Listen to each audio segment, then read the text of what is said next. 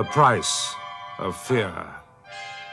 Brought to you by Vincent Price.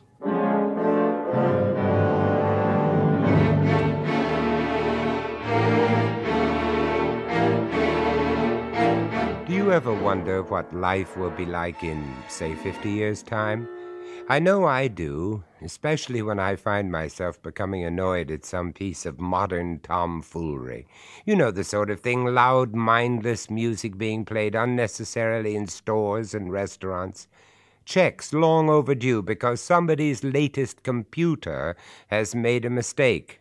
This never seems to happen with bills, I notice. Well, I suppose we all have little likes and dislikes connected with various aspects of modern living, but most of us forget them after a brief flash of annoyance.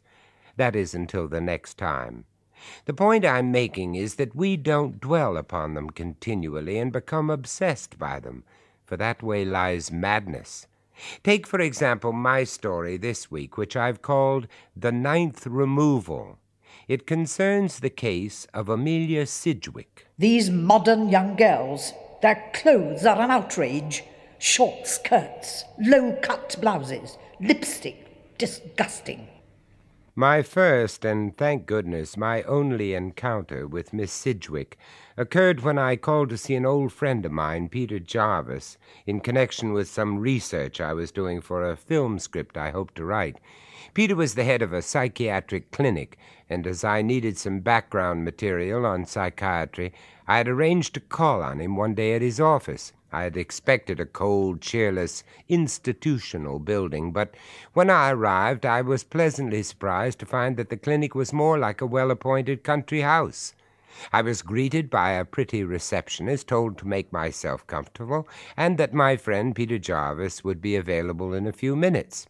Accordingly, I settled back in an armchair and picked up a magazine. Suddenly, I became aware of someone hovering over me. Good afternoon. Are you being attended to? Yes, I am. Thank you. I'm waiting to see Dr. Jarvis. Oh, that's all right then. She was a tall, thin, scrawny woman of about 55 or so, dressed in a severely cut suit of dark gray material. She had a thin, white face with pinched lips and the most penetrating, bright blue eyes that I have ever seen. Perhaps we would never have exchanged another word, but at that moment I happened to turn over the page of my magazine, and in doing so revealed a full-page advertisement, which showed a pretty, if overdeveloped young lady wearing an incredibly low-cut dress. Disgusting. I beg your pardon? That girl. Completely shameless. Just look at her. I must confess that's just what I was doing, looking at her. Now, you know, there are some people who have the happy knack of getting rid of bores and other awkward customers easily. Well, I don't. Perhaps I just don't like hurting people's feelings. You remember the rhyme of the Ancient Mariner, where the old sailor stoppeth one of three in order to tell him his long and complicated tale. Well, I'm the one of three, and Miss Sidgwick, having held me with her glittering eye, just took off. Of course, you know, the men are every bit as bad. They encourage that sort of thing. Why, only the other day, I was travelling home in the Underground when... God, how I hate the Underground, crushed together in this awful atmosphere. I sometimes think that hell isn't a matter of fire and brimstone at all, but simply travelling forever on the Underground, surrounded by awful people. Those men sitting there so smug and oily-looking, not one of them would dream of offering me his seat. Huh? Pigs, sitting there reading their newspapers. And what newspapers? Full of salacious muck. A headline there. Another sex murder victim found on Common. Is it any wonder the way these modern girls dress? That one over there, crossing and uncrossing her legs.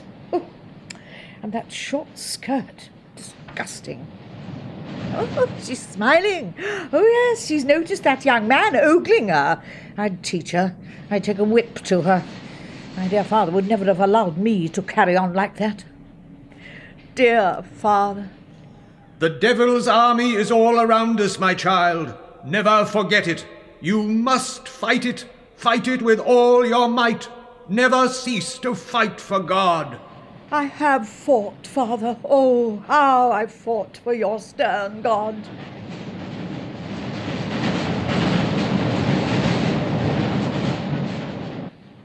I sat there fascinated as Miss Sidgwick rambled on and on. At times she spoke clearly and precisely, at others she was almost incoherent with rage. Having at length described to me the trials and tribulations which she had suffered on the London underground system, she then went on to tell me about her work.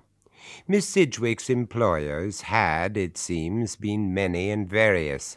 Her typing plus her sense of duty were beyond reproach. Employers might appreciate her work, but it seems to a man they were lovers of peace, taking unkindly to criticism, and at length Miss Sidgwick was cast out, and with each casting out, her hate grew. One day, however, she joined a company run by a retired brigadier who had inherited his father's tea-importing business. The atmosphere was middle-aged, quiet, and respectable, and the office staff adhered to the old ways of dress and deportment.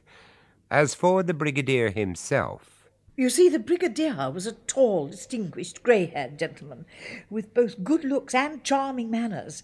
He was not married, he did not smoke, and he was always extremely respectful towards his female employees.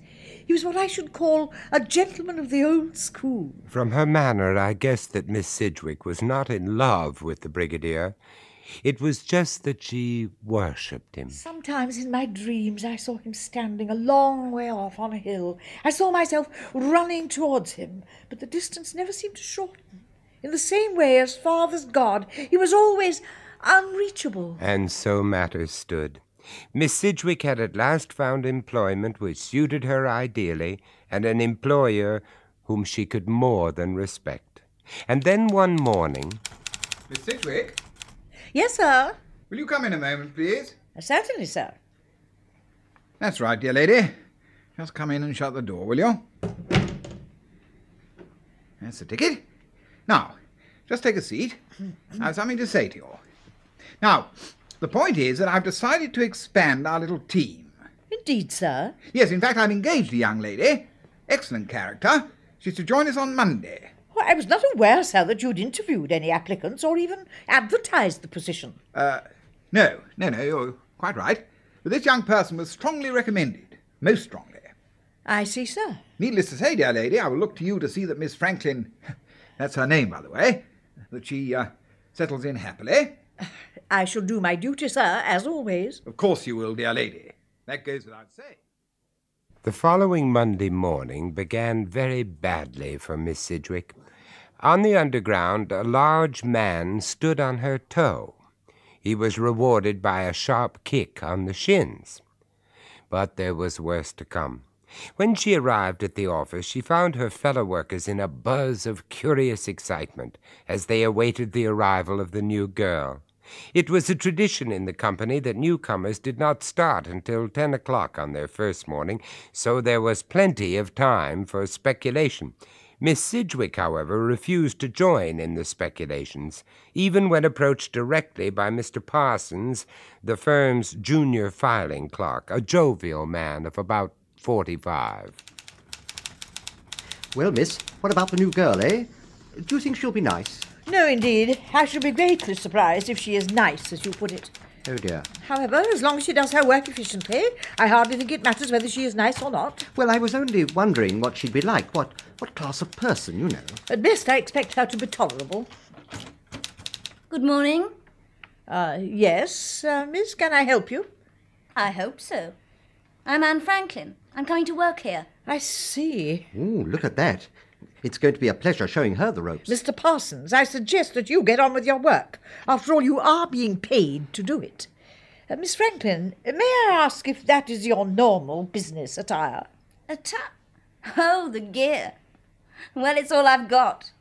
I mean, I've got lots of clothes, but they're all like this. It's all right, isn't it? My last place didn't mind. This is a respectable office. I should hope so. Otherwise, I shouldn't have come to work here. Ah, Miss Franklin, so you've arrived. Good morning, sir. My word, how fresh and smart you look. Like a breath of spring, eh, Miss Sidgwick? If you say so, sir. Yes, I do, dear lady. And now I'll leave Miss Franklin in your capable hands. Yes, sir. During the next few days, Miss Sidgwick could be likened to a lion in a cage with a succulent but stupid lamb, which the laws of creation had for some reason forbidden it to eat. Oh, that stupid girl, flaunting herself, smiling at every man who comes within range. She even took to applying her lipstick during working hours. To this day, I do not know how I managed to restrain myself. All these things might just have been bearable if it had not been for the girl's work. It was awful. There we are. How's that then? Oh, no. This will not do, I'm afraid. There are 6 mistakes in this one letter alone. Oh dear, you are fussy. And here, look, 3 misspellings. And last year's date. I'm sorry, but this will also have to be done again. God, I've certainly made a hell of a bloody mess of that one. What did you say? Well, I mean, I've made a mess of it, haven't I? Let it be understood, Miss Franklin, that foul language is not tolerated in this office. Neither is blasphemy. Do I make myself clear? Yes, miss. Oh, I'm sorry, but you are a funny old stick. What? Nutty as a fruitcake. This has gone quite far enough. I am going to see the Brigadier. Suit yourself. And so Miss Sidgwick stormed into the Brigadier's office, and there presented him with the full catalogue of her complaints against the pretty young newcomer. His reaction, however, was not quite what she had expected. Alas, the youth of today, Miss Sidgwick, does not adhere to the principles we treasure. But you do not see, sir. Blinded by your own goodness, you do not see. She bears her flesh, she paints her face, she encourages men. Why, Mr. Parsons has hardly been himself since she came here. In addition to which, she cannot type. I, too, Miss Sidgwick, deplore the lax morals and lower standards of this permissive age. But, dear lady, you and I can't fight the world. Oh, correct me, sir, if I am wrong, but surely a soldier who believes in his cause never ceases to fight. True, very true. But when defeat is certain, he changes his tactics. He pretends to surrender, infiltrates the enemy's ranks, and becomes an underground force. Oh, but that... She insulted me. She should be cast out. That, dear lady, would be to admit defeat. I'll tell you what. Ask her to come and see me, will you? You will chastise her, sir. Appealing as the prospect is, dear lady, I fear that I shall have to content myself with a reprimand on this occasion. Thank you for bringing the matter to my attention. Thank you, sir. And Miss Sidgwick? Yes, sir. You are my strong right arm. Never forget that. Oh, sir. And remember, infiltrate the enemy's ranks, dear lady. Infiltrate the enemy's ranks. Oh, yes. Yes, indeed, sir. I'll remember.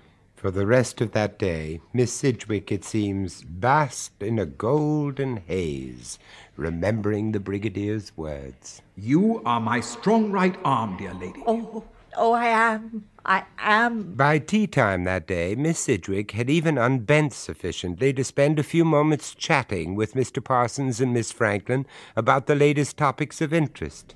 Oh, no, Mr. Parsons. I don't think that sort of thing could ever happen here.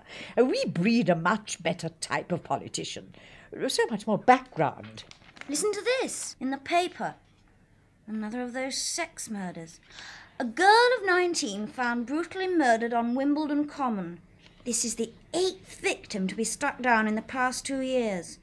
Ugh, gives me the creeps. Whoever does it must be kinky. Poor girl.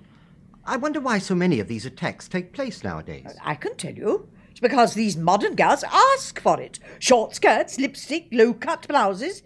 Is it any wonder they get assaulted? Assaulted, I can understand. But murdered. Ugh. Miss Sidgwick was about to launch herself upon a lengthy and angry tirade concerning Miss Franklin and all girls like her, when she remembered the Brigadier's words. Infiltrate the enemy's ranks, dear lady. Isn't it strange how great disasters often have humble beginnings? A smoldering cigarette end tossed carelessly aside, and an entire building burns down. Or a cat runs across a busy street, a bus swerves, and someone is killed. Well, that night on her way home, Miss Sidgwick suddenly realized that she had forgotten her umbrella. Now, Miss Sidgwick without her umbrella was like a D'Artagnan without his sword. Her umbrella, apart from its proper use, was also invaluable on occasions for shin-cracking or rib-poking, and so, muttering angrily to herself, she retraced her steps to the now deserted office. But was it deserted? That's strange. A light in the Brigadier's office. Well, I wonder, can he be working? He didn't say anything. Oh, no, silly of me. Perhaps he's just forgotten to turn off his light. Oh, what's that? Oh, dear. Perhaps I'd better investigate. Whoever it is has left the Brigadier's door open. I wonder if I can see.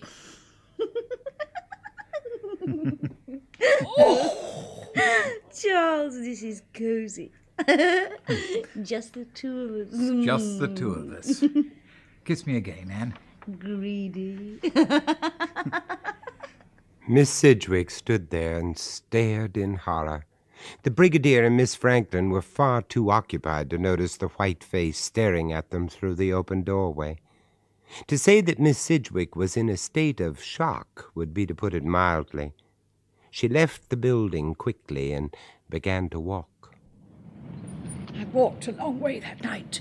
Through Panton Street into Leicester Square, back again into Piccadilly, through the seedy streets of Soho, and everywhere the voice of corruption screamed at me from hoardings, bookshop windows, cinema posters, from the white leering faces of men and the painted faces of the women. At last I came to a small square surrounded by iron-backed seats. I sat down. By now, the numbness I had felt since leaving the office had passed. I remember I sat there, sobbing, feeling like a lost child in a strange land, alone in a city peopled by my enemies.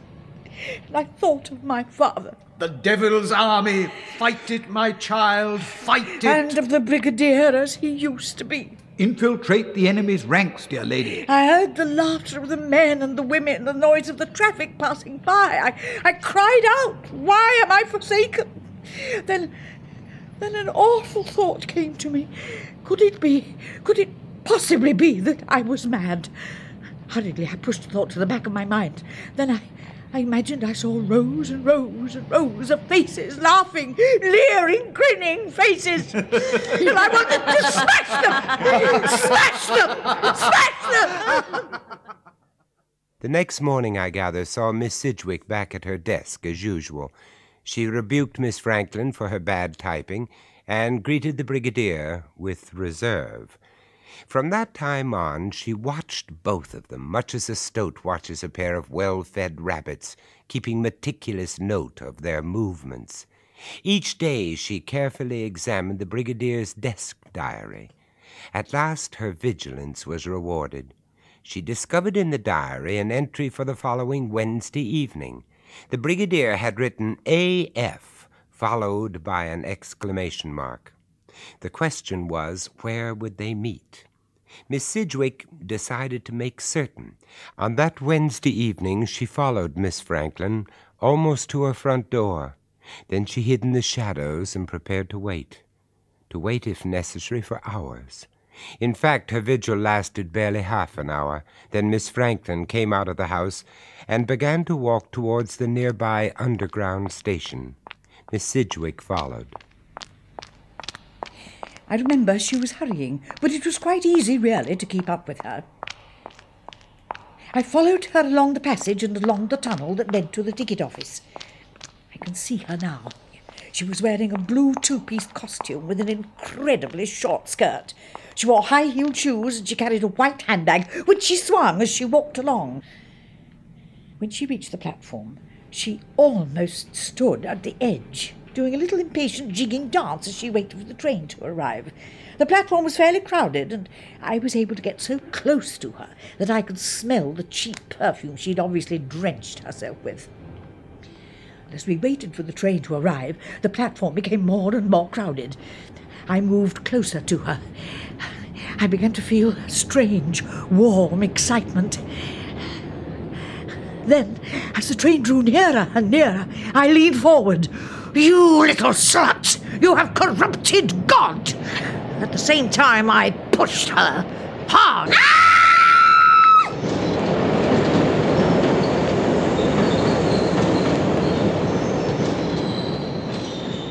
Nobody saw me do it. The platform was too crowded. And then I stepped back and was immediately lost in the crowd as it surged forward. I left the station, made my way back to the office where I knew the Brigadier would be waiting. Waiting for her. So here you are at last. Miss Sidgwick, what are you doing here? Is something wrong? No. I'm sorry, I don't understand.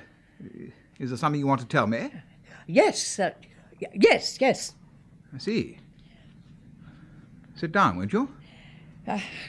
No? Well, I'm afraid whatever it is, we'll just have to wait until morning. I have an important engagement tonight. No, sir, you have no engagement. Miss Franklin, that slut, will not be coming here tonight. What the devil do you mean? I saw you, both of you, that night. And since then I've watched and waited. Then tonight I struck. I see.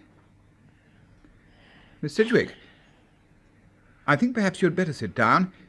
But first, I suggest that you put down that obviously lethal weapon you've been trying to conceal beneath your coat. Oh, now, but please do as I say, at once. I'm not accustomed to having my orders disobeyed. Thank you.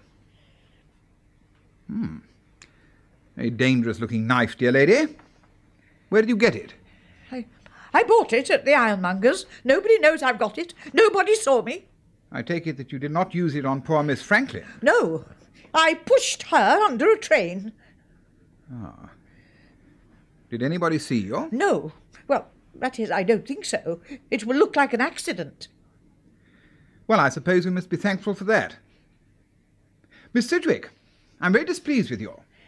Did I not say to you in this very office not so long ago that you were to infiltrate the enemy's ranks, act as they do? Yes, sir, but I'm not interested in your excuses.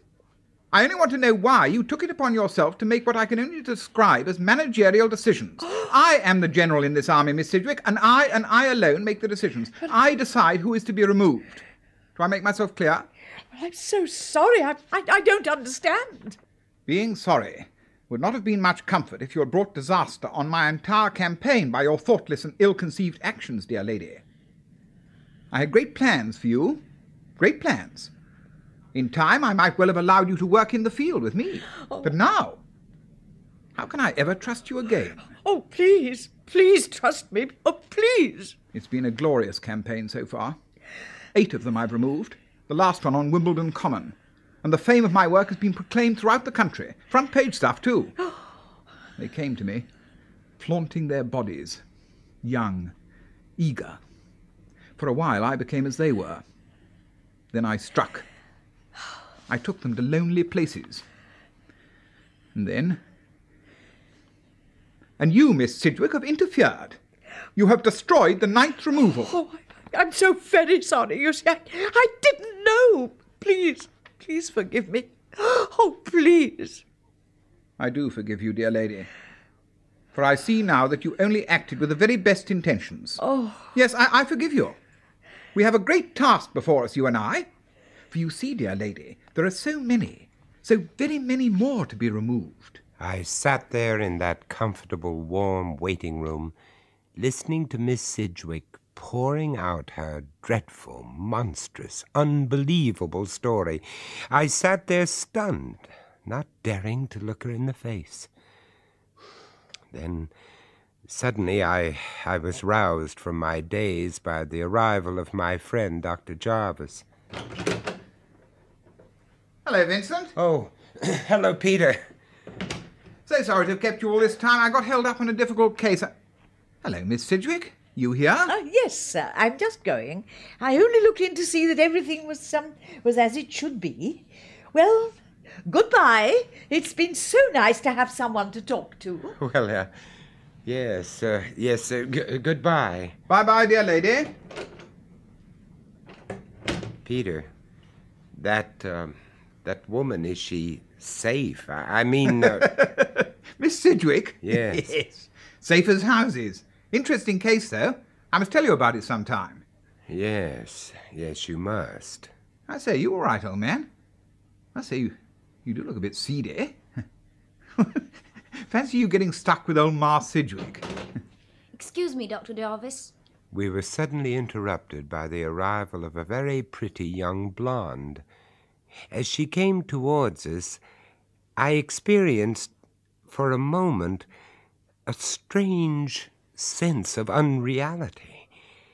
For I saw that she was wearing a blue two-piece suit with an incredibly short skirt.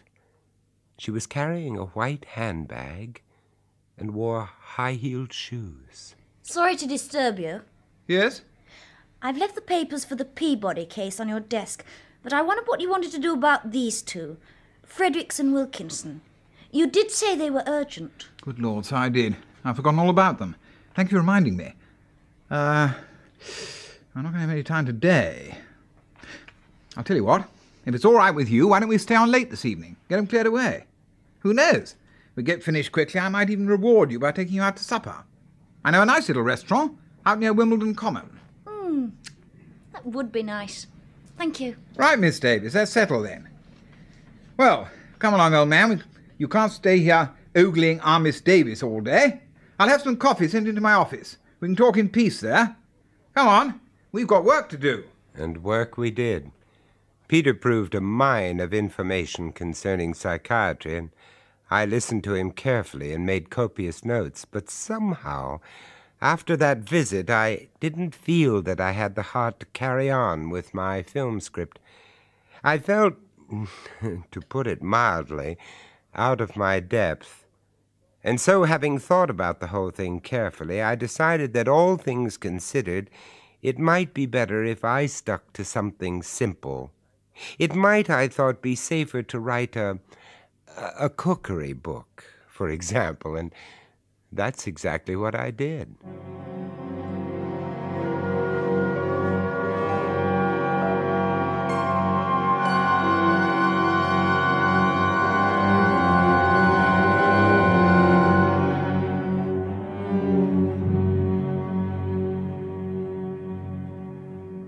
That was Vincent Price, bringing you The Price of Fear. Also starring in The Ninth Removal were Frida Jackson and Richard Pearson, with Claire Sutcliffe, Michael Siegel, and Alan Rowe. The Ninth Removal was first recounted by R. Chetwynd Hayes, dramatized by Barry Campbell, and produced by John Dias.